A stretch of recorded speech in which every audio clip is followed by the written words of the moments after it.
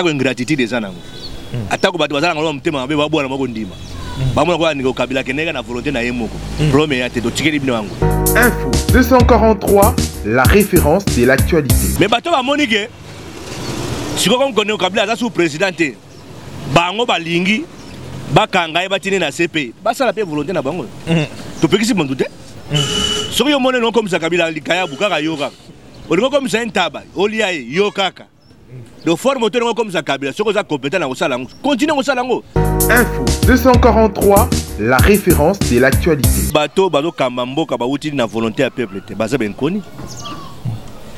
Mais au préalable, baza connu au grand public. Pour envahir la République aux gens la sécurité militaire.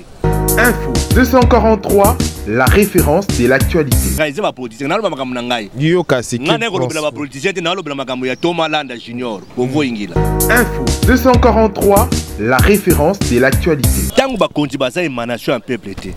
Bato baza na baza ba envahisseur. Baza ba envahisseur pour ba yona la volonté na bango. Ba la volonté na bango pour baza na makambo bango ba lingi. Et non pour ba servir le peuple pour preuve. Yango zo mona lelo mboka yango bato bazolela nzale koti partout. Info 243, la référence de l'actualité. Hello comme que salamité babika confinement. De bazu décision moko à la hâte sans qu'elle a suivi. Info 243, la référence de l'actualité. Voilà que c'est puissance nangai, nala zo puissance nangai. Faut de ta puissance à bato. Comprendre, tu serais dans tu serais comme va penser na papa na maman na. Comprendre? Tu serais dans na forme mais nous mais ngana penser ba combo ebele. Na baptiza Tshisekedi le père. B52. C'est pas combo nanga siko yo zo mona ngoma benengeni. Bonga mona penser comme Thomas Landa. Peuple moye bien Thomas Landa. Le B52 mukongo nzoko. Hein? Les vieux télécommandes, les vieux debout congolais. Donc biloko tout on a biloko na ngai. Ba œuvre na ngai. Les autres déranger pour nani. Info 243, la référence de l'actualité. Nakati ya lamuka hypocrisie ezate. Divergence. Ba leader bakuta ba sololaka à tout moment. Ba réunion à lamuka et salemaka. Hypocrisie ezate. Info 243, la référence de l'actualité. Bonjour et bienvenue mesdames et messieurs sur Info 243. Bienvenue dans cette nouvelle édition. Otoa Pito Sembolaraba, question d'actualité. En direct à République démocratique du Congo, capitale Kinshasa, mesdames et messieurs. Lelo Tokozongela, question d'actualité. Namona Mboka, honorable Kovo Ingila Azali, interfédéral via ville à Kinshasa. Pour le compte, il y a MLC, ancien Tshisekediste. Mboka, honorable Kovo Ingila Mbote.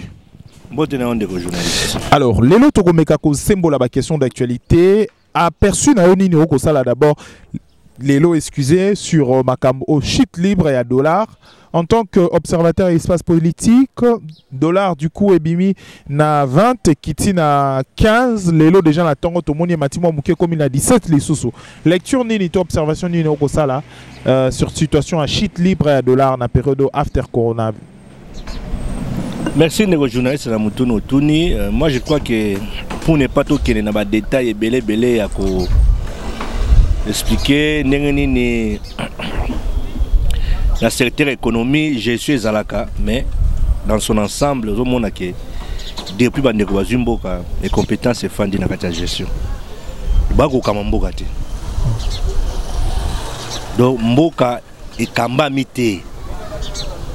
Donc Congo est comme envahi. Mais envahi na nini tolo na bana ba inconite boni envahi. Comment est-ce que le à l'époque à Kabila Boloba qui est Rwandais, aujourd'hui vous parlez des inconnus. Comment est-ce qu'un pays est envahi par des inconnus? Comment expliquer? C'est-à-dire ba inconnus ça banane ba institution nyonso oyaka ba institution na mboka ezaka émanation en peuple. Ce que bateau bazo kamba mboka ba uti na volonté à peuple te baza ba inconnus. Mais au préalable, il connu au grand public. Pour envahir la République aux gens qui ont la sécurité militaire. On a la théorie militaire. Les militaires, les Rwandais, les Ougandais, les Tanzaniens, les pays frontaliers, ils envahir le Congo. Comprenez? Ils ont la sécurité militaire. Nous avons l'action d'envahir les institutions Mboka sur le plan politique. Parce que c'est une émanation à peuple. Et tant que c'est une émanation à peuple, bateau bazala bazala envahisseur. C'est pour bailler la volonté na bango.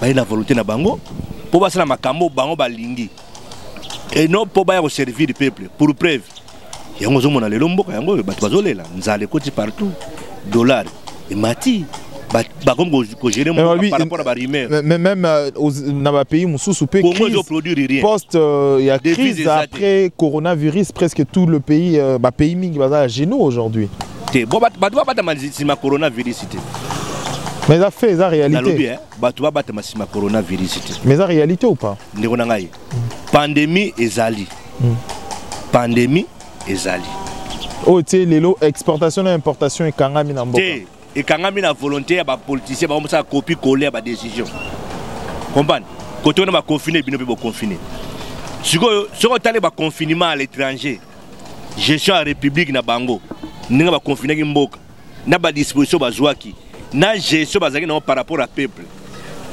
comprendre et ça différent na biso to copier la décision mais gestion un peuple donc ba bourgmestre na biso baza na recensement ya ba habiter ba commune na bango te recensement c'est un sérieux problème hein, qui bandi les lotés que bourgmestre a yebi ba habitant na été to ce que la confinement na poto to moniote pour na poto ba confiner ki bino pe ba confiner pour na bolobio pandémie ok premier te mais tout le monde est pris en charge oyo ba konzi ya pays étranger bazu par rapport à ya ba habitant na bango et ça différent na biso comprendre ba bourgmestre ba kabola ba masque ba to ke nous ba masque na commune comprendre ba renforcer ba hôpital na bango ba tongi ba hôpital mususu comprendre ba hôpital zanga bambetu tout monde ngote na ba pays étranger est-ce que lelo eloko moko salamité babika confinement do bazui décision moko à la hâte sans qu'elles aient suivi. Mais est-ce que Lelo, en tant que député national, Ozaïki ancien député national, alors moi Namboka Narosungao Namekato éclairé point moro lobby sur la gestion en fait il y a coronavirus par rapport à Makambo Pito et les restes. Lelo en tant que ancien député au Ebipembo Cannabis Ndengene Zalaka économie budget et Zalaki Ozaïki Moko ya Batupe également au Bobanda qui faut faire voter pe ba loi na ba budget et Nambo Cannabis budget ko définir Lelo, personnellement, tango komona, est-ce que le président, l'actuel président de la République, a qu'à souffrir d'un fait ou à Kouti ou du coup, il fallait salango comme par exemple en Chine, bah créer qui ba hôpital mbalamoko et belé. Est-ce que avec le budget zalaki avec la situation tozaki nango, ezaki possible que ça la bilo kwana ko pali na bilo ko nyonso ko lo balelo? C'est possible, ezaki possible. Na nini? Na sur le plan Ndeko Kabila ke atiki 1 milliard 800 millions na. Lelo bengi de quoi? Ndeko Kabila. Na benga Ndeko Kabila. Banda na banda komba na benga Ndeko Kabila. Échanger de? Yo va échanger. Ndeko Kabila kaka. Ouais là ba expression na ngana yana ngo. Da ba arme na ngaya komba. Lelo échanger. Tant ba to ba échanger te zaka ndengwana. Te bokanza teke Lelo Kabila ba mo soutenir te. Kabila za soutenir te. To bunda ki komba na Ndeko Kabila poise la sous président a se représenter te. Ndenge Ndeko Kabila aza sous président aza sous représenté te aza sous présenté biso combat na biso esilaki. Comprendre combat na biso esilaki place. Combat changer ma forme. Échanger forme te aza sous présidenté. Comprendre to boya ki a postulé to boya ki a continuer mandat na ye. To réussir combat wana. Atako ingratitude des anango. Atako bato bazala ngolo mtema mabe babwa na mako ndima. Bamona kwa Ndeko Kabila keneka na volonté na ye moko. Premier ya te to tikeli bino wango. Mais bato ba monike si vous connaissez le Kabila sous président, bango balingi bakanga batine na CP basala pe volonté na bango to pekisi bandute so yo mone non comme ça Kabila likaya bukaka yoka on comme ça ntaba olia yokaka de forme autonome comme ça Kabila soko za compétent na kosala continue kosala ngo mais bino ba politicien biso ko généraliser ba politicien na lo makambo na ngai yoka siki ngana ko lobela ba politicien na lo bela makambo ya Thomas Landa Junior Kongo ingila ozalaka olongwa ya Tshisekedi olongwa déjà na IDPS olongwa la pe kombo to malanda wanat et là kombo ya Tshisekedi oko mbata magala simalango mais bozana sérieux problème à comprendre les réalités politiques hein te za kombo ya Tshisekedi to malanda junior ozali susu Tshisekedi bon nakati ya ligne ya ba Tshisekedi c'était mais longola kombo pe Thomas Landa oko bata makasi malango to boni nga nalingi o comprendre eloko moko comprendre kombo ya Thomas Landa eza kombo nanga Thomas Landa eza kombo nanga eza kombo yuti na ba fondateur ya IDPS te eza kombo yuti na direction politique ya IDPS te eza kombo ya IDPS te eza kombo nanga Thomas Landa ngane na juna baptisé Tshisekedi kombo ya Thomas Landa na définir sens ya Thomas Landa comprenez na baptisé Tshisekedi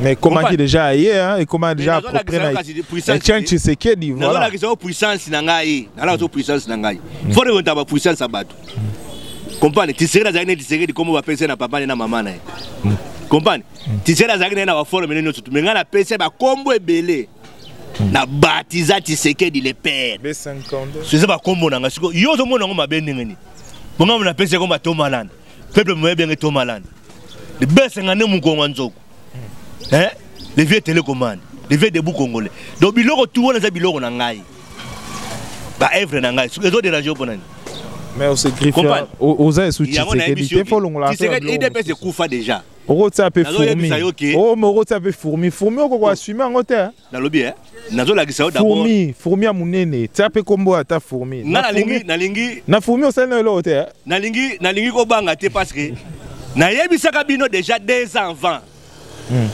il existe un gorille de montagne bato baluka ba gorille de montagne depuis 2018 bato baluka gorille de montagne mais to annoncera bino que grand homme moka zoya bato ba bisika utagide CP Sanzi et Sanzi abima bato ba comprendre te mais biso to annoncer yango nazo la gisa yo ba annonciation voilà vous comprenez biso to bunda comment moko ils ont la spiritualité ils ont la science comprenez ils appellent la physique tout le monde a la musique tu annonces makambo tout le monde a zoya tu annonces que Jean-Pierre Bemba zoya sans que tu cites comme on a batu balela ki gorille de montagne nani batu balela ba gorille de montagne zanani mais tanga bimaki ba mona gate kongo ni ngana ki ba mona ki mama na ngubi donc tout ça là débat sur le concept côté boye non ezaki wana za parenthèse mo toko kanga la biso ngo pe toko kanga la biso ngo komi tungisa na yote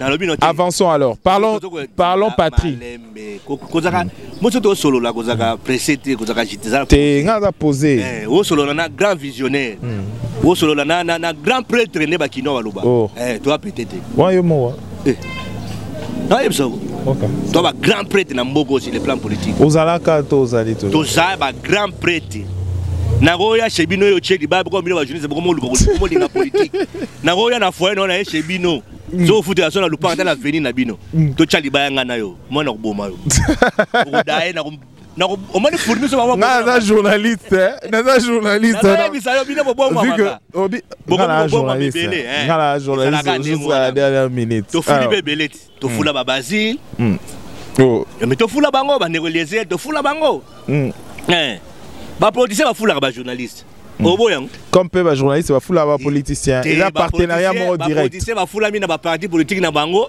na ba idéologie ba parti na bango dans le rôle d'un journaliste au nier yango to boyango na lobi boye comment est-ce que journaliste a fula raté mais comment est-ce que message journaliste ça la ramusana ya journaliste bon politicien ensemble ça message désolé quand même politicien azo fait véhiculer au ezali à parti au ezali actuel parce que journaliste avandika boye nga ekeko nanga siko ekeko quoi ça qui est côté nazo la sur ba rôle voilà comprendre chacun rôle labino est amour de père na rôle na biso na kati ya mboka bien sûr comme bino bona besoin ba journaliste paye pour véhiculer message ko véhiculer no to mona ba association na ba ONG bazo le kapé kuna bazo le belaki ONG na bango bazo le belaki association na bango pe bazo comprendre masolo bala na pe bango bazo landela na bango alors mais ndusa politique ko bimisa wone na jeunesse ko bimisa des fois politicien bimisa ndusa comprendre ça le la bible ko tanga na verset biblique mais pour bimisa évangile comprendre il faut ça initier il faut ça la former donc biso to bimisa sikoyo o eza évangile politique alors moni sikoyo et ça n'a pas vu nous l'élengi so lugala voilà na soki ka autorité be duka ndeko mende te na duka fidèle babala te na duka président Gerengo aloba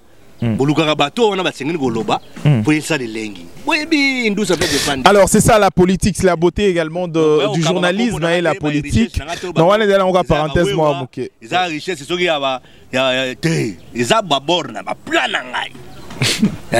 Alors, honorable Kovo Ingila, aujourd'hui, il se pose un problème et également rumeur autour d'Ayango. Votre président national, Jean-Pierre Bemba Bakoloba, c'est vrai, rumeur et Kobimebele, il est déjà sur une voie avec l'actuel président de la République.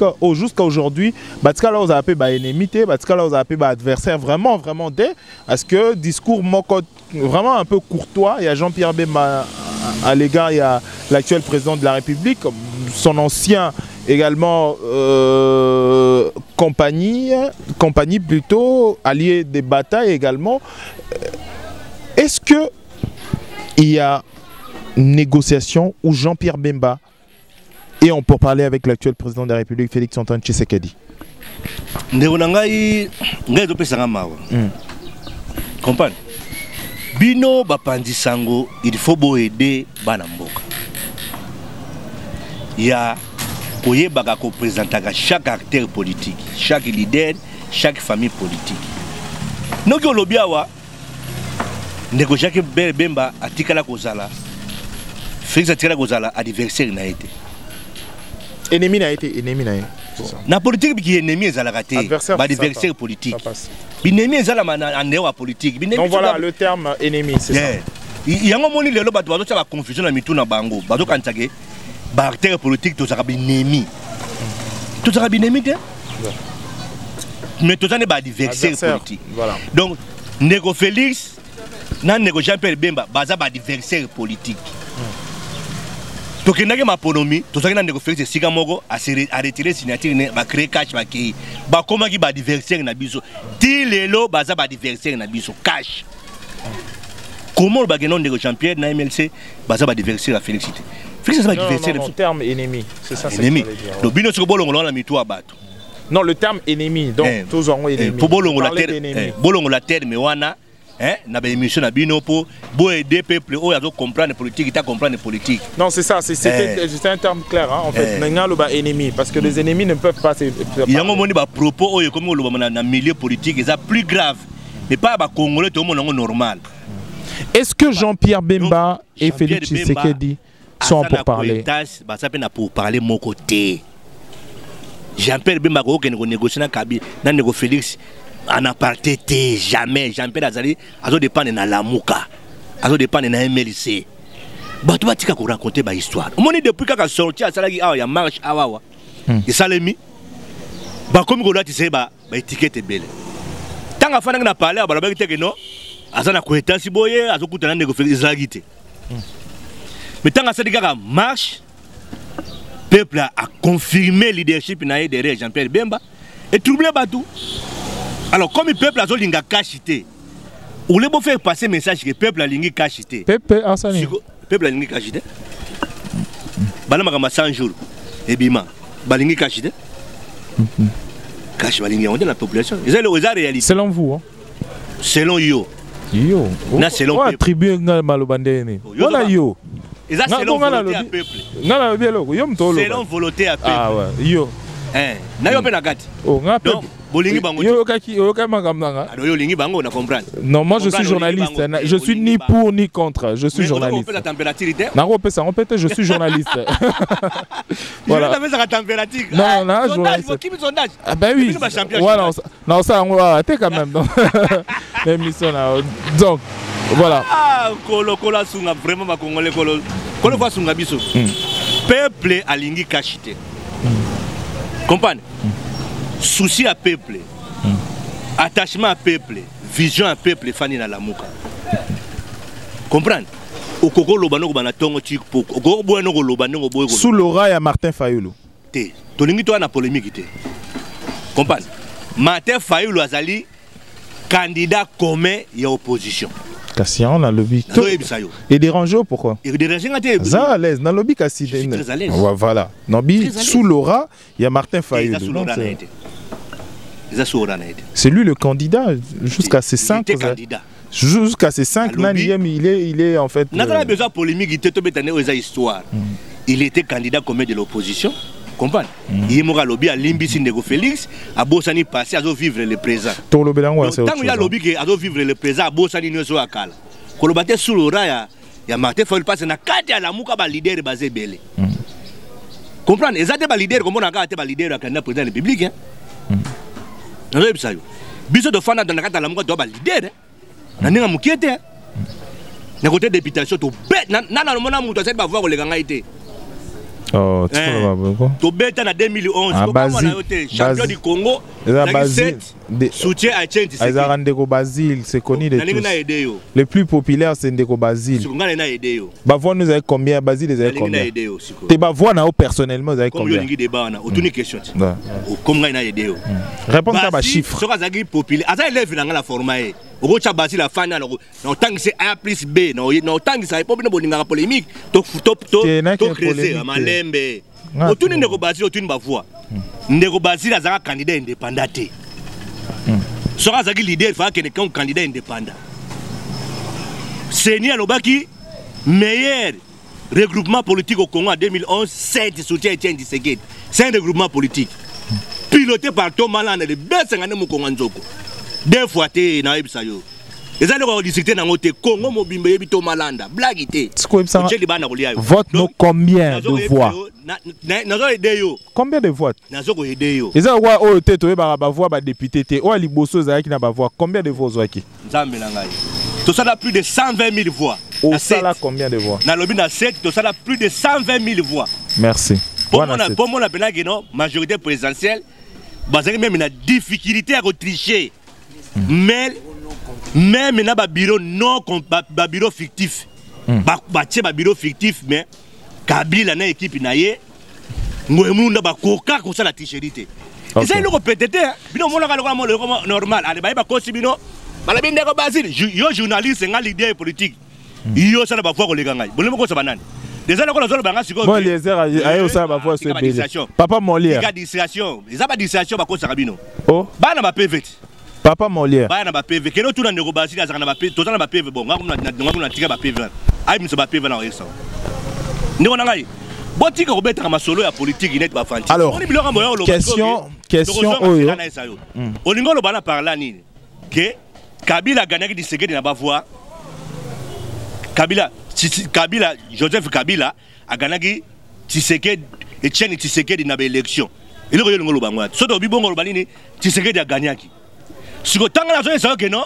Ndeko Basile est journaliste, il a arrêté politique. Alors ça va voir que les gars étaient. Yo lingo boya. Bon logisme, syllogisme ni nous allons. Nazo tambusa Ndeko Basile, na tambusi Ndeko Basile na Sedembao, na tambusi na Bumbu, na tambusi na Ngirengiri. Na ça la campagne na kabla ba fiche na présenter. Blague était, yemo zo tuna ko so monstre. Blague était. Donc, tu as un théâtre côté, on a été, ça il est le cas dans le cas.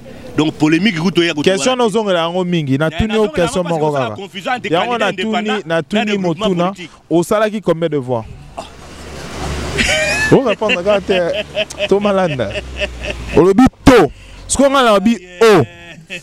On répond ga bisona na nous na G. Et dans le problème ya ngwana nous na G ga. Ya on est posé pour nos personnel ga.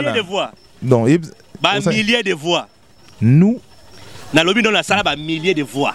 Bino, Bosalaki. Ngai personnellement. Yo, ça combien des milliers de voix. Mais oui, exactement. Des milliers de voix. Ah d'accord, ça va. Pour passer dans le bureau, on va contacter des milliers de voix. Autre chose à présent, c'est discours à Martin Fayoulou et approchement plutôt discours d'Héro qui est politique. Apparemment, il y a des approches déjà au Kokende entre FCC na Cash et plutôt Cash na Lamuka. Et parce que tout le monde déjà va candidat, même va député Moussoussou aujourd'hui, candidat et député, il dit Moussoussou, il y a Cash, il y a Lamuka plutôt, où va s'approcher petit à petit vers Cash, na ba discours na bango. Et il y a aussi de l'autre côté, Sotomeki Kota la moi Mouké. FCC a une reconfiguration moko on dirait approche à Kolukandeko Vital Kamerhe. Est-ce que reconfiguration politique est commise sur une tokomo qui n'a personnellement na position moi reconfiguration politique? Bon moi les a ba interprétation ba tout monde congolais a ko banga mingi. Comprendre? Congolais a commis paniquer il suffit à mon kaka ke ndeko moko songolo aketala acteur politique songolo pakala. Balobi configuration n'engage changer. Président Jean-Pierre Bemba Azaki na laé. Tout le monde a pu défiler à acteurs politiques. Na laé ba okino ta laé. Ba Kabili c'est presque pas. Ba Kabili c'est ba kenda opposition ba kenda papa Etienne Tshisekedi da kenda. Ba tu ba kenda belé ko ta laé. Et changer configuration mon ngati mboka te. Ce qui d'une configuration politique n'engage changer par rapport à donne moko bo. Et c'est le ko bata maté, c'est le ko bima la barimeri, c'est le côté Batu ba koma ko soupçonner ma kamboute et que ça la clair sur la table. Quand on rassemblement est créé, c'est sur la table. Comprenez? L'amour que vous créé, c'est sur la table. Ce qui configuration est changé, bien les Kamomoko sont parler dans ce sens-là. Beaucoup de monde a dit qu'on a mis ça. Mais allez confirmer parce que bandeko ya FCS bageta ndeko Kamere et comme non, il y a un arrangement politique, il y a un accord politique et c'est créé. Bah ça déjà un accord. FCC cache, bah déjà en collaboration. Nga personnellement comme ça,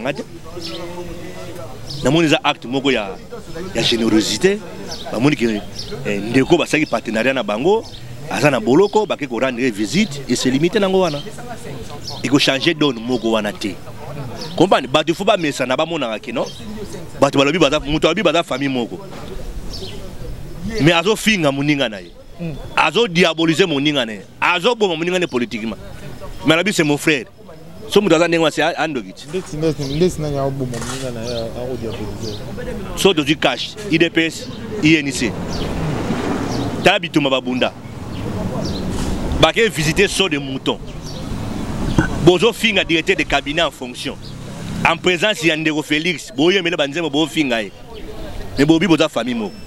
Et ça va pratiquer au photo boyango. Et ça m'a cambo et si ça tout le monde n'est nulle part.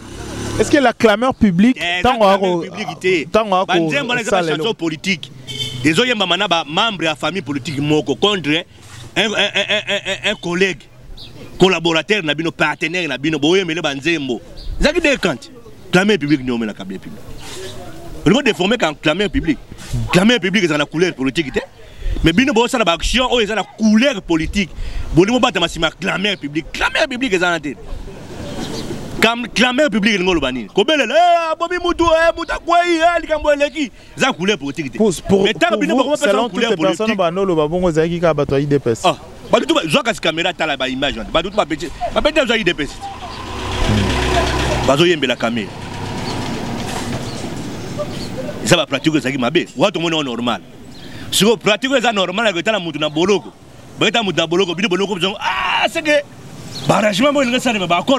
non en fait de rapprochement déjà so il faut qu'il ait objectivement qu'il ait observer un peu moins mon cœur sur Otali FCC aussi rapprochement na Kamere ka tant comme na prison na ko mais tant ba signer accord rapprochement makasi yango tika ngala tuna mutuna na ngai marche liboso d'abord et non le vice-président et l'Assemblée nationale a kokoya INC à lobby qui azali prénom parti donc aza éligible en fait pour la candidature jusqu'aujourd'hui d'ailleurs élection au péto mon até ezoko avancé après ça to kili susu marche au bateau IDPS ba envisagé IDPS et UNC à se retirer à se manifester carrément. Mais Alliance Yango, on dirait il y a de l'hypocrisie, mais également il y a beaucoup de coups à l'intérieur. Koko c'est la IDPS Makambouté. Non, c'est un peut-être bien sûr. Koko c'est la IDPS Makambouté. Kabound a organisé marche là, ils a IDPS. Kabound azalani. Kabound, aza secrétaire général de l'IDPS dans le Bible. Kabound aza secrétaire général de l'IDPS. Comprends? Kabound a organisé marche na ye, ezaki marche à IDPS il y a Kabound. Parce que na IDPS a dirigé na triomvirat. 3 organes et engagé à IDPS. Mais ceux qui 3 organes et eu décision pour engager. C'était sous un communiqué à UDPS. Pardon de onangai. Tout le monde est légal. kasi yango naza militant kabundi te comprenez tika ba militant kabundi ba no loba makambo ozoloba yo za journaliste ko loba o eza légal question yango na lobi non ce qui est légal est reconnu par la loi la gestion par triumvirat 3 organes ce qui décision ya IDPS c'est par 3 organes tobi ça c'est l'IDPS mais ce qui mutu moko lobi ke oh ngala kota IDPS ya lobi boy to ba ya IDPS te eza ndenge moko na bandeko na so parlementaire debout tant ba lobi ba élection za la 2023 te to loba te eza IDPS ne sur décision wana non bon bazo ko engager IDPS te IDPS eza engagé na triumvirat ce qui bazu mokano na triumvirat ba décider tobi ah IDPS lobi boy na et non un individu à Rolobani, élection qui n'était, l'individu soit à bon côté. Comprenez, on les a dit désordre organisé.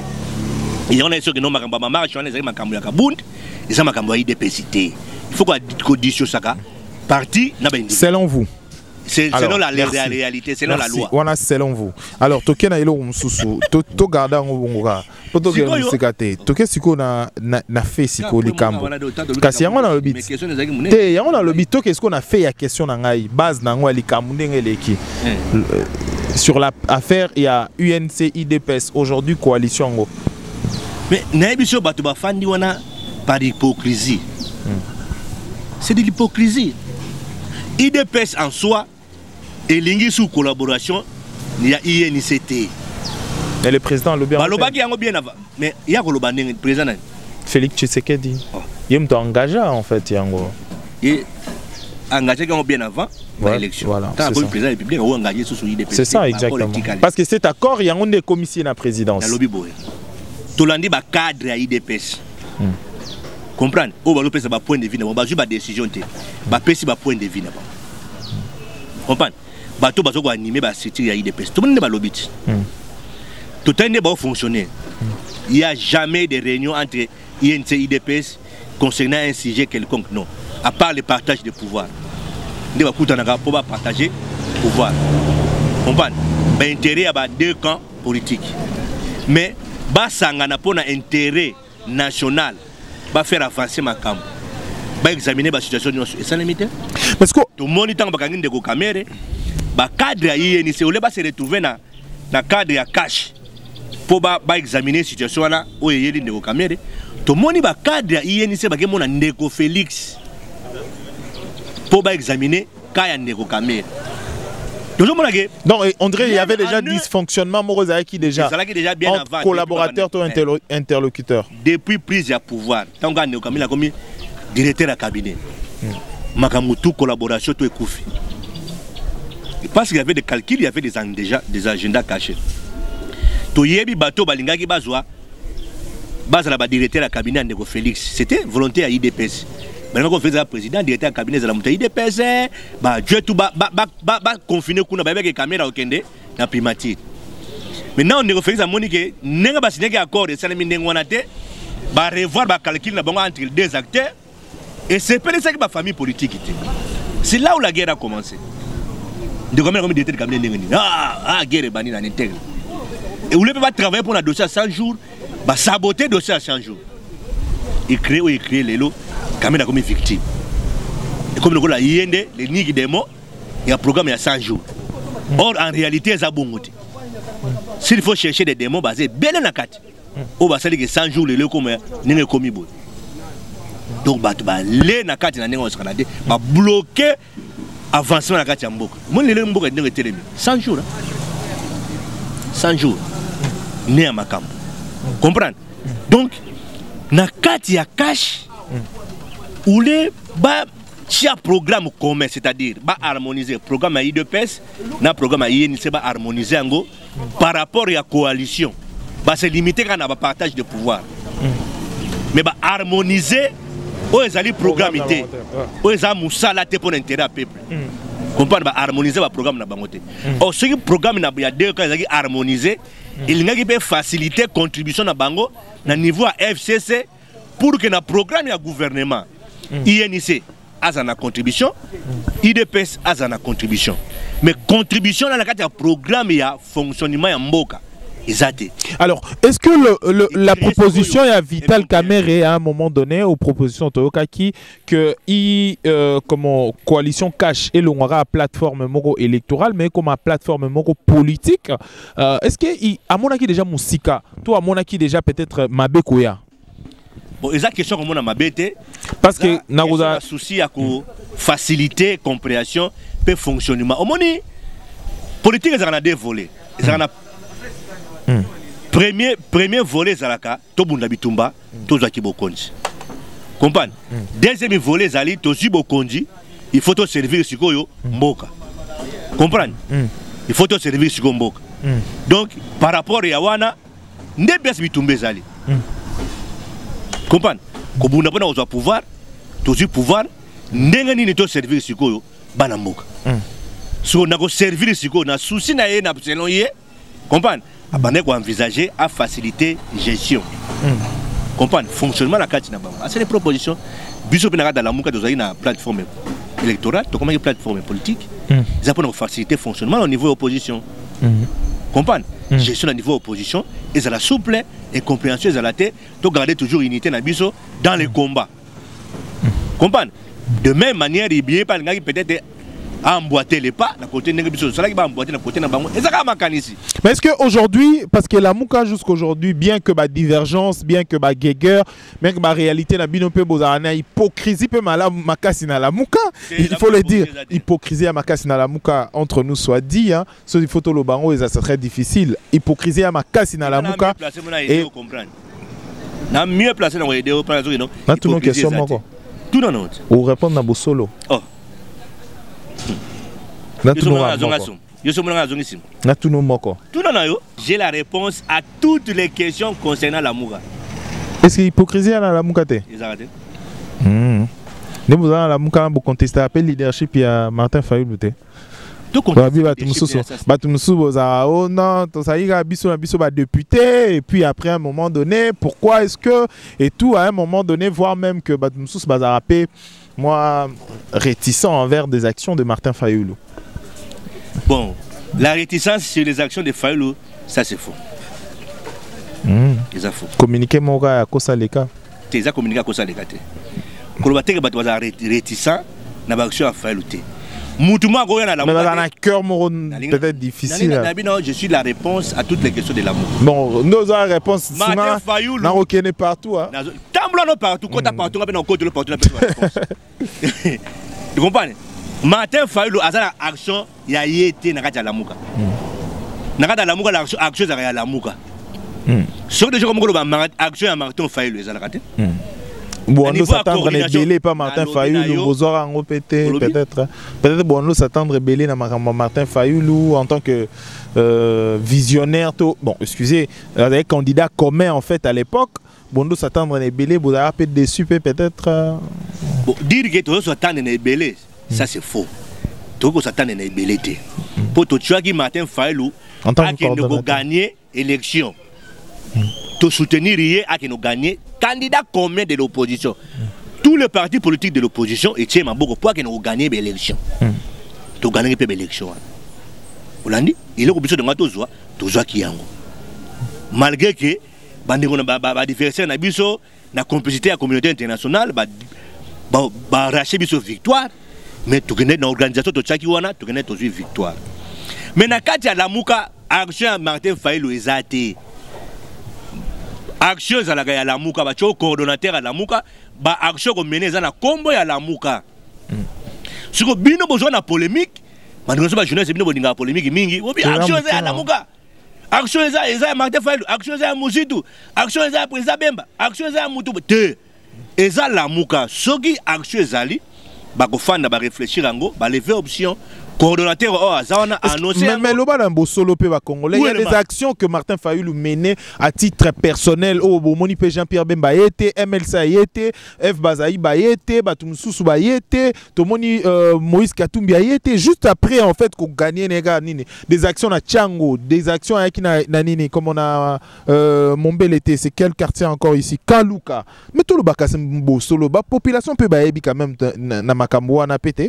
Des actions de Martin Fayoulou et qui ba action sous Martin Fayulu ando ça lango payer moko que monique assistance à MLCP zana ideo ba action mais ko ko ngene ko nzi mutu na moni hier na la réponse nyoso na kata la muka MLC za libre et ça la action comprendre autonomie ya gestion à parti politique ba privé ba to ngote Martin Fayulu so sali action na kombo ya side aza libre au salango mais ko benga ngo la muka te non c'était la muka ce qu'on y a dans la muka cela veut dire ils a action ils a ba leader union mais ils a prévu dans fonctionnement la muka que chaque leader na kombo à parti na ya ko peut mener ba action na yé comprendre yo na zo action que na kati ya la muka action isolée ya un seul leader ezate hypocrisie dans la muka hypocrisie ezate na lobby no hypocrisie ezate divergence quand même na lobby na kati ya la muka hypocrisie ezate divergence ba leader ba kuta ba sololaka à tout moment ba réunion à la muka et salemaka hypocrisie ezate c'est différent na cash ba réunion salemaka mais est-ce que le problème il y a cash ils aura pouvoir te ça la et ça là un peu moins et le Congo tout soit gestion des ambitions ou ça un peu na peut-être na cash salemaka en tant que politicien peu hein tango monabo est-ce que le pouvoir des salariés qui cash ils a un peu peut-être un moko bongo bon à niveau cash ba politicien ba belete ba homme d'état ba politicien na cash c'est ça le vrai problème. Ça veut dire quoi? Ba pile petit, ba master, ba ndeko. Comprendre? Baza ebele kuna na cash. Comprendre? Baza ebele na cash. Ba master, ba pile petit, ba pile vieux. Comprendre? Même on a ba leader politique. Comprendre? On m'a dit biso to même ngaka débat na ba leader politique na niveau likolo. Ba leader politique na niveau ba ambition présidentielle. Bazali na la muka. Ba leader na niveau de députation nationale na la muka basé belé ba leader na niveau de députation provinciale basé belé ba leader na niveau ya ba élection locale comprendre ba leader na la muka ba belé ba leader local donc basé belé comprendre mais si quoi différence na biso na cash ezani na cash ba homme politique baza mukie comprendre baza ya ko compter sikoyo ba membre de famille na ba masse basé belé na kati ça nous faciliter ba réunion politique ité ba doit nga préférer ba kutana en famille comprendre na ki masse ça ba betaka masolo ke ba kutana na cadre moko politique pour ba définir vision comprendre politique na bango. Alors, Tokomina Souka édition Nabiso, honorable Kovo Ingila, je rappelle que aux Aki Moko, ancien tshisekédiste, au coma Fourmi, au coma MLC, président interfédéral, vice-président, président interfédéral, ville de Kinshasa. Vice-président interfédéral, ville de Kinshasa. Coordonnateur de l'exécutif ville de Kinshasa. Alors, moi, Namboka, honorable Kovo Ingila, comme na souka édition na biso, il y a lelo testembola qui va question d'actualité, mingi na makambo o etalimbo kana biso Congo, tokutani prochainement pour une édition mususu. D'ici là, Ozane lo mo baitsan non. Non, vas-y. Sozane lo baitsan. Walu konka. Baitse lo honorable. Namoni on ozane lo mo baitsan. Il faut plus un mot de la fin et tout le monde beau quand tu m'as. Non, tu combien déjà dépassé déjà plus de 40 minutes. Invité des journaux et deux émissions. Tu dépassé plus de 40 minutes d'émission. Les deux est très longue, hein? Une longue émission vraiment. D'habitude tu sors à 15, 20, 30 minutes, là à 40 minutes déjà exactement. Donc c'est moulay quand même. Souffrez que natika o loba na ondongo lo ingaki et puis voilà oko loba quelque chose à souka na peso le basuka ba parenthèse belé ya moni émission ke moulay ba tu balingara o po loba ka bongo balingara ka bongo non c'est important et surtout pe ça va on peut ka ya on a ABC silence pe bongo za mabe quoi ba kan ça au lieu pe tozo luka poste quoi tengai a son a fait silence ça n'allait au lieu tozo luka poste vraiment donc c'est nga bina ko bina poste bina vraiment ko bina poste bina na ba cadre bina so ko luka poste to zoka de ba poste na to ko na ba FCC na ba kinga gati à l'époque surtout luka ba so to saki politique ba poste ne to zana ba kinga gati mais to sala ka politique te ozo poste te to dingi to kene na système oyo ko servir bana mboka tango sala musala bi no population do se retrouver et ça le plaisir mais so to sala politique oyo yo nde ozolia comprendre yo nde ozo bénéficier. Alors, entourage na yo, famille na yo, ba tout ba kominga ba mandia ba matolise tout autour na yo, et quoi avancer na eloko moko te. Alors mot de la fin, honorable Congo. Mot de la fin na émission les deux zaka na ça ba fourmi tout équipe union sur Ville Kinshasa exécutif ya MLC bozana na boulot hein, donc grand parlementaire c'est Salé Magikaka toujours préparer ba descente dans chaque fédération dans chaque commune politique. Donc président Gerengo accompagné na vice na Kofo Ingila donc toko kita na ba fédération nyonso na l'équipe exécutive nyonso bo se préparer dans la ronde ya Ville Kinshasa parce que totel misa armée ya MLC ba fourmi rouge donc ba fourmi rouge ba totel na ordre de bataille mo yobi kaka donc fourmi soko se sangani donc ata beto ezana 10 000 kilos am tomé marango. Oh. Fourmi a même béton. Fourmi a même béton. Na zo ebisa yo. Fourmi a même banzete a même béton. Fourmi a kwesa ba mir. Fourmi a buka bandako na zo ebisa yo. Yo wa kizara ba journaliste ou ba journaliste polémique. Yo mo lobi fourmi a même béton ba congolais va comprendre. Na habité lo ngolo ba mais ba congolais va comprendre message na. Ba fourmi soki ba sangani. Ate le Congo za kilo ndenge ni ba mema onga. Ba comment va comprendre message. Comprendre. So tali fourmi bo mona za le mo côté. Mais so ba sangani. Mais béton. Donc au béton ba o mema. O ebende ba o mema. O libanga ba o mema. C'est-à-dire ba fourmi ba o sangana. Toko kumba oyo nyoso. To sengeli ko kumba. To tiango hors état de nuit pour que intérêt à Congo ya bana mboka ekende liboso. Merci. Donc itango les gorilles de montagne à Télémaka. Donc, ça la blague. Merci, ça n'est fini pour cette édition, mesdames et messieurs. Merci, honorable Kovo Ingila. Merci pour la disponibilité, Nayo. Merci à Congolais Nyonso Bolandi Bisso sur Info 243. Abonnez-vous massivement sur Info 243 pour retrouver la dernière actualité en direct de Kinshasa. Mesdames et messieurs, le vôtre vous fixe rendez-vous très prochainement pour une prochaine édition. Merci à NK pour la prise de vie. Tout prochainement. Bolandi Bisso, bien sûr, sur Congo Web Télévision. Au revoir.